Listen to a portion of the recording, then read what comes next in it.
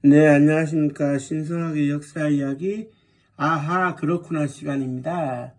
오늘은 한일 간의 쟁점이 되고 있고, 동북아시아에 상당한 쟁점이 되고 있는 야스쿠니 신사에 대해서 얘기를 해볼까요? 일본에는 그 도교와 신교를 바탕으로 한, 신사가 4,400개 정도가 있고요. 그 중에서 우리 역사와 관련되어 있는 신사도 많이 있겠습니다만은, 일본 수도 도쿄 한복판에 가면 야스쿠니 신사가 있는데요.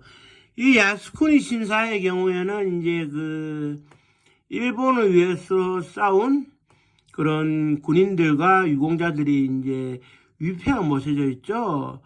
다만 이게 이제 현충 시설이긴 한데 우리나 중공 대만이 문제를 삼는 것은 그런 1978년도에 동경 전범재판에서 A급 전범으로 이제 사형을 당한 14명의 이제 전범들이 합사되어 있다. 이것을 문제화 삼는 건데요. 사실 그렇습니다. 우리가 보면은 전쟁 범죄자이지만 이 동경 전범재판이 미국을 중심으로 해서 승자의 기록이기 때문에 일본인들의 입장에서는 인정 안 할 수도 있어요. 왜 전쟁 범죄자인지. 그렇기 때문에 하나의 현충시설로서 바라보면 크게 흥분할 건 없다고 생각하고요. 제가 친일을 해서 그런 게 아니라 우리도 국립현충원이 있듯이 그들도 국립현충원 비슷한 시설이 있는 겁니다.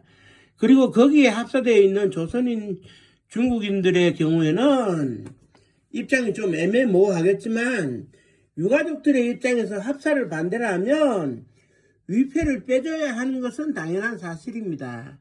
다만 돌아가신 그분들의 입장에서는 일본을 위해서 일을 했는데 일본이 기려주지 않으면 우리는 억울해서 되겠느냐.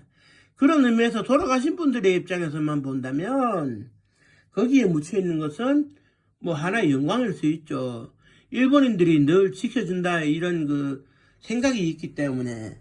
그래서 결국 야스쿠니 신사를 어떻게 바라보느냐의 문제는 하나의 현충시설로 바라보느냐, 추악한 제2차 세계대전과 태평양 전쟁의 하나의 산물로 보느냐, 이게 이제 문제인데, 실제로 거기에 일본 전쟁 역사를 기록하기 위한 전쟁 기념관도 옆에 붙어 있습니다만은, 우리가 지금 지나치게 흥분하고 있는 거 아닌가 하는 생각도 들어갑니다. 일본 사람들이 야스쿠니 신사에 대해서 느끼는 감정과 우리가 느끼는 감정은 다른 건데 이걸 결국 하나의 현충시설로 바라보면 큰 문제가 없지 않나 하는 생각도 하고요. 일본 총리 중에서 1982년도에 총리가 된 나카사네 야스히로 총리가 처음으로 방문한 이후에 계속 일본 총리들은 방문을 합니다. 때 되면. 하지만 고이즈미 주니치로 총리가 처음으로 13,000원에 해당되는 곡물 복납 비용을 자기 돈으로 낸 이후에 모든 일본 총리들은 업무 추진비가 아닌 자기 개인 돈으로 내고 개인 자격으로 가서 이제 조문을 하고 있거든요. 물론 이제 갈 때마다 일본 국민들은 총리가 갔다고 이제 생각을 하겠지만 그렇기 때문에 결코 이제 제가 친일주의자가 돼서 그런 게 아니라 야스쿠니 신사는 우리가 그렇게 흥분할 시설물은 아니다. 저는 이렇게 생각을 하고요. 일본의 수많은 현충시설 중에 하나라고 생각하면 마음이 편하지 않을까 생각합니다. 그렇기 때문에 일본에서 누군가가 야스쿠니 신사를 방문했으면 우리가 현충시설을 방문하는 거구나 라는 생각만 하셔도 마음이 편할 것 같네요.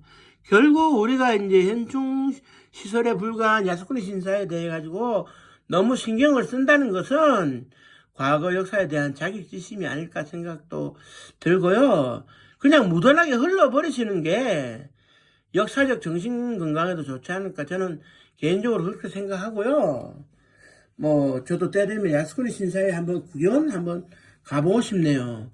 전문을 하는 게 아니라 어떻게 생겼는지 그리고 일본 사람들이 야스쿠니 신사를 어떻게 소비하고 어떻게 추모하는지 한번 공부는 해보고 싶다는 말씀을 드리면서 오늘 방송을 여기서 마치도록 하겠습니다.